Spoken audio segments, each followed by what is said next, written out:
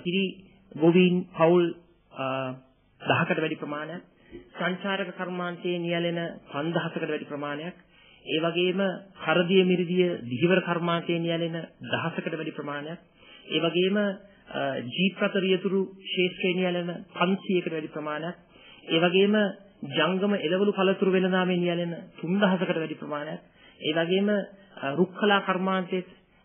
නීතනි එකතු කරන කර්මාන්තයේ නියැලෙන 300කට වැඩි ප්‍රමාණයක් අද පවතින අනාරක්ෂිත තත්ත්ව නිසා දැඩි අසහනයට තම ජීවිතාව කරගෙන යන්නට බැරිව අන්ත අසරණ භාවයට පත් වෙලා තිබෙනවා. මේ අවතන් වී සිටින විපතටපත් වී සිටින කර ක්‍රියා ගන්න දෙයක් නැති ජනතාවට අනිවාර්යෙන්ම වියලි සලාකයක් ලබා දීලා ඒ පෞල් පෝෂණය කරන්නට විශේෂයෙන්ම මේ හම්බන්තොට දිස්ත්‍රික්කයේ ජනතාව ත්‍රස්ත විපතටපත් වූ ජනතාව විපතටපත් වූ අවස්ථාවේ ඒ අයට ලබා දී හැකි ඉහළම ආර්ථික සහන වියලි සලාකයක් කරහා මාසික දීමනාවක් කරහා සහ ඒ අයගේ බැංකු ණය අහෝස කිරීම තුලින් ඒ අයට යම්කිසි සහනයක් ලබා දෙන්නේ කියලා මම වර්තමාන රජයේ සියලුම බලධාරීන්ගෙන් ගරු ජනාධිපතිතුමාගෙන් ඉල්ලීමක්